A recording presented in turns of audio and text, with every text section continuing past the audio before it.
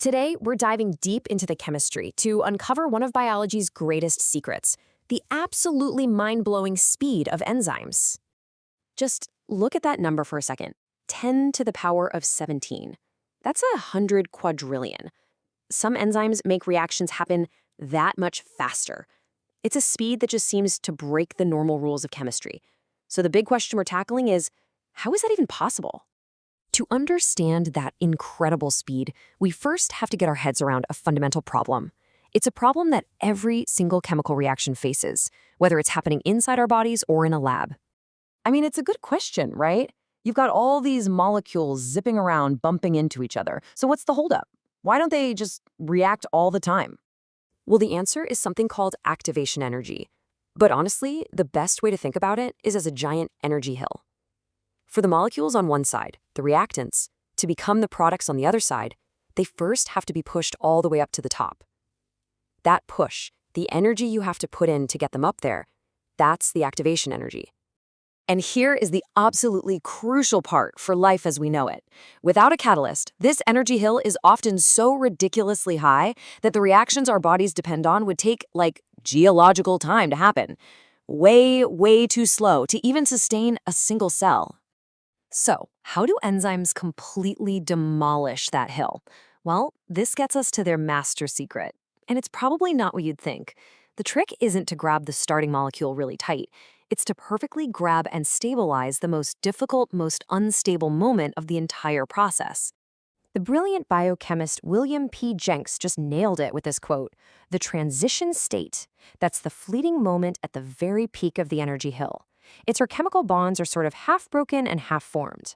That is the exact weird shape the enzyme is built to recognize and bind to most tightly." This idea is so fundamental, it's really worth seeing it in action. So let's use a classic analogy from biochemistry textbooks to make it crystal clear. Let's talk about stickase. Okay, so imagine our enzyme stickase is designed to break a metal stick. First, the straight stick, our substrate, binds to it. But it's a sloppy fit. Not all of the enzyme's little magnets line up. Next, we have to put in some energy to start bending the stick. And here it is, the aha moment.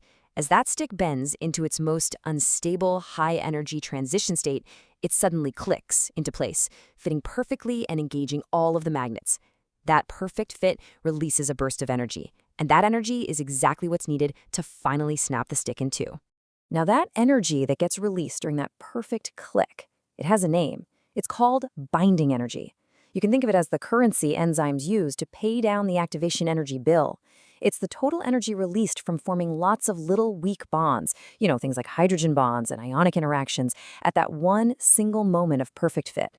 And the enzyme uses this energy payment in a few really clever ways. It grabs the substrates and holds them in the perfect orientation to react, which gets rid of a lot of randomness. It strips away the shell of water molecules that can get in the way.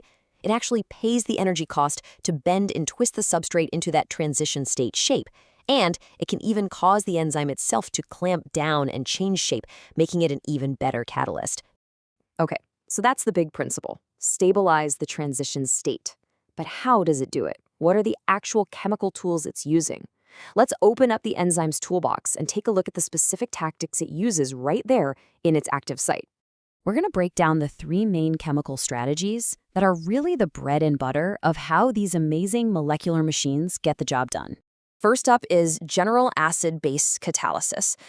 Probably the most common reaction in all of biochemistry is just moving a proton, a hydrogen ion, from one place to another. Reactions often create these unstable, charged intermediate molecules. So by donating or grabbing a proton at just the right split second, an enzyme can neutralize that charge and keep the whole reaction from falling apart. And this is just the beauty of protein design. An enzyme will place these specific amino acid side chains in the exact right spot to act as proton donors or acceptors right where they're needed most. It is molecular architecture at its absolute finest. All right, next up in the toolkit is covalent catalysis. Now, this is a really fascinating strategy. The enzyme temporarily gets its hands dirty and actually becomes part of the reaction. It forms a short-lived covalent bond with the substrate, which totally changes the reaction's journey, creating a whole new, much easier pathway to follow.